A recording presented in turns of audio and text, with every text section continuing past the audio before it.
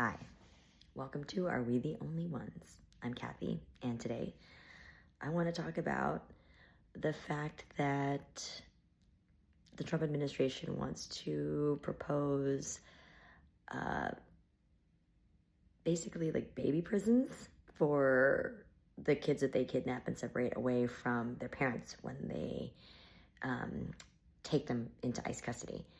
And in 2018, the Trump administration had done this before.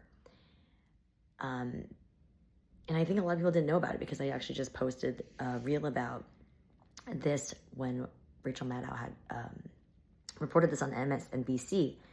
And I think a lot of people were, first of all, surprised that it was even real.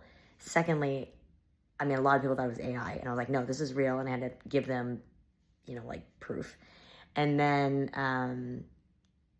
I was like, well, even if it was from 2018, I have a new Bloomberg article that shows that they are trying to ask to get permission to do this again. And then I would have that link. And it was just interesting how, that's not really the point, whether it's 2018, like it happened.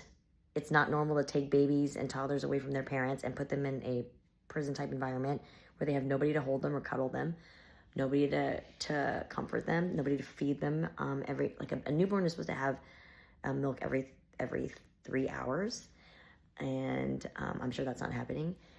I know that they've been instructed, the kids have been yelled at by the guards to not touch each other, not allowed to hug each other. So there's a lot of things that, I think the thing that this administration has been really effective at is having so much terrible stuff happening at one time that you sort of, as a human being, can only absorb so much negative news, and you can only compartmentalize so much. And then you start to forget. You're just inundated with news, and the way that we have rapid fire, like 140 characters on Twitter. I'm always going to call it that. I don't care what you think. And then when you are watching shorts and things like that, it's a quick, we want information quickly. We process it quickly. It's ADD maybe in a good way where we're processing information quicker. We realize bullshit quicker. We recognize this stuff. And so in that way, we as a society, maybe our brains are processing information faster. And we forgot that they had done this. And so I actually just posted this, actually I don't know if it was maybe a day or two ago, but all of a sudden it's going viral. So it's getting 87,000, I think, views now in the last time I checked. And then I ended up crossing my Instagram follower count, but it's a different, I crossed 1,000 followers. I had been teetering at 900 for a while. And so what was interesting was that it crossed and then it just keeps going. So I realized that this resonates with people, but they must not have realized that this had happened, because I think if people, and I think also there's a tendency to want to just say, oh, if this is real, then we would have heard about it by now. But this is a great example of something that is real, that a lot of people did not hear about. And it's, for a pro-lifer argument where you say that you care about babies and children, then you could not advocate for taking babies away from their moms or their dads, their caregivers, whoever, and then putting them in a weird baby prison, because that's inhumane. It's actually a crime against humanity in the Geneva Conventions to kidnap children during wartime. And the only reason why it's technically right now in a weird legal gray area is because we're not at war, because he's going to declare war on us, on his own people, which is sort of what he's trying to do. The second he does do something like that, he's already in the war crimes territory. So we can at least say, if this is considered a war crime, it's still a war crime. You're doing it. It's gross. You're rich. You've never experienced poverty. And now you actually also have built your business off the backs of immigrants. And the fact that you go after babies is really sick and weak. And it's I understand, we get it. You don't like kids. You hate children. Unless they're in your bed and they're maybe your daughter, you hate children. We get it, okay? But this is something that is past the point of trying to like, first term we're trying to figure out, is this real? Is this happening? You're in shock. You're kind of like, this can't be really happening. What he's doing is like not really what it is, right? Like this can't be right. And then now we have the same time, yeah, it is exactly what it is. He is going to make it worse than it is, in fact. And, when he first had Trump model management, and I was a fashion designer at a famous fashion house called Richard Tyler, I used to have to look at model cards from Trump model management, and I would see Ivanka's model card and all the other models. And they were not high fashion models. They were not couture runway models, because that's what I was looking for. And they weren't even really like commercial models, where you could even put them in like a Macy's ad or like a billboard, because they just looked like emaciated. They were definitely Eastern European. Maybe they could be beautiful, but they weren't like model beautiful in the sense that you could book them and like they could have a long-standing career. But you could see it's very common that you would have this idea that like your exit strategy would be to marry well, right? Marry rich.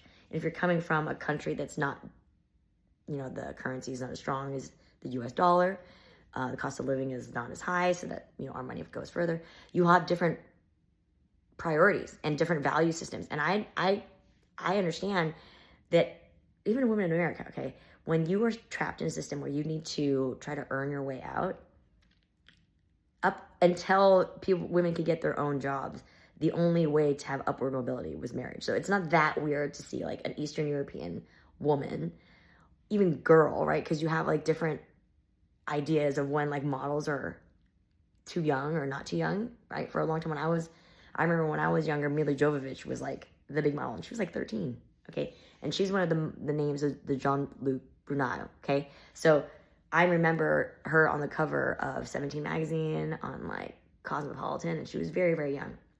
And she was in that crowd.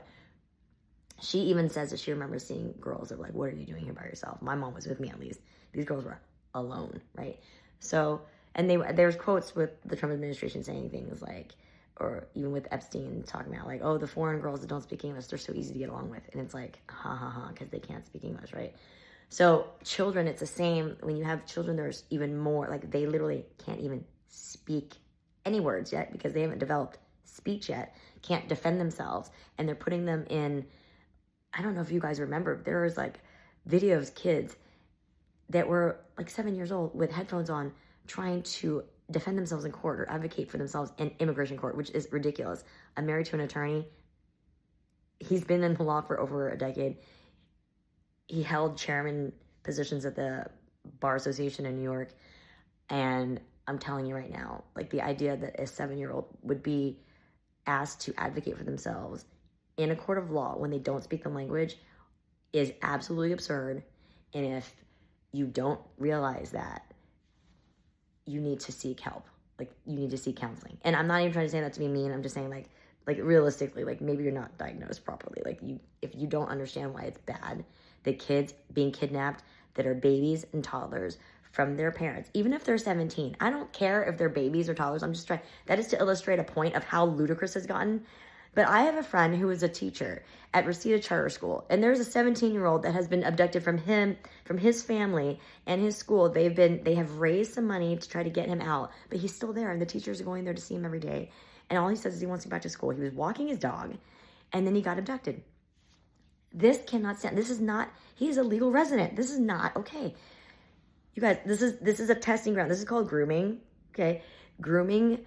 Someone who's a predator knows how to groom, and the way you do it is to slowly press against people's boundaries and see if you can push them. They are trying to see if our boundaries of reducing due process for people that are legally here, if we will allow that so that they can get to legal residence, you get to naturalized residence, you can get to then, it doesn't matter what color you are, resident, doesn't matter what gender you are, you won't have due process because now there's a precedent of multiple times where due process was violated and nobody said anything. And you have to stop it now, not later. Okay, so I really need everybody to understand how serious this is because it's extremely terrifying. It's terrifying that we have let it go this far. SNAP benefits, I believe I've seen that some people got their SNAP benefits today and they were fully funded, but not everybody. And so This is something that was court ordered by 2 different judges. This is something that was already codified in the contingency language for SNAP, that a government shutdown would never be able to be used as a reason that SNAP was not funded, because it was already pre-funded. And they've already tried to fight using that. So if that doesn't tell you how sick and disturbed this obese, high cholesterol, McDonald's for life. Look, I love you, McDonald's, but still, McDonald's for life. Kankel's McTaco Tits, okay, is, I'm going to call him that because he's trying to take food from babies. And yes, you don't need, as an obese, disgusting man, you should not be taking food from people that are already poor, and especially from babies, okay? It's the month of Halloween. Take candy from them, okay? Take candy from CVS. Go buy candy from them. Don't take candy from babies, okay? Like, it's very hard to have been in I was in the Marine Corps community with my husband for 9 years. It is very hard to be in a world where not only that I was with them, but I also got to like go overseas and be stationed in a country for 3 years as a member of the military community, as sort of like diplomats in a weird way. Like, we're like unofficial but sort of official ambassadors, right? And to see how we all work together, and we are so respected, and we are like good people to when we're overseas, and to see that we're not like that to ourselves is like straight up bonkers. Like, I don't even understand how it's like, you guys don't know because you didn't get to see what I've seen, but like, this is not how we are to other people. That when we're in other countries and we're in their host nation and we like intermingle, we don't act, I cannot believe we behave like this to ourselves. It is akin, I mean, that's such a narcissistic like type of thing where it's like, you're totally mean to your own family, but you're nice to like your friends and strangers. But in your own house, it's not like that. Like, this is so him. This is so, his methodology is so like that type of person that's like, in your own house, it's just like horrible. And but outside, everything looks great on the outside to a certain extent, right? And so we are in that kind of leadership style right now. But I do believe that we're hitting a point where we're sick of it, because I can tell that with the blue wave, it wasn't just a blue wave. There were Republicans that decided to stand with their moral integrity and be like their old Republican self, because I'm a former Republican myself, I know. Republicans, true Republicans, have a very strong moral high ground. And they do firmly believe that they're doing something good for the country. And those Republicans right now, I know, are standing up against the craziness. And so I want to commend those Republicans.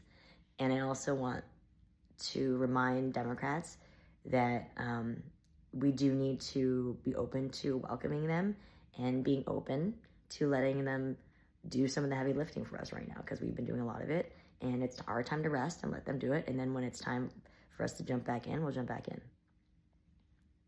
That's my belief. All right. Once again, I'm in a push for fundraising for Vote, Run, Lead.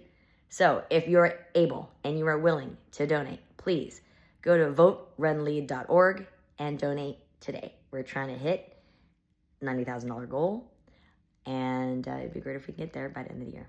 All right. Until next time.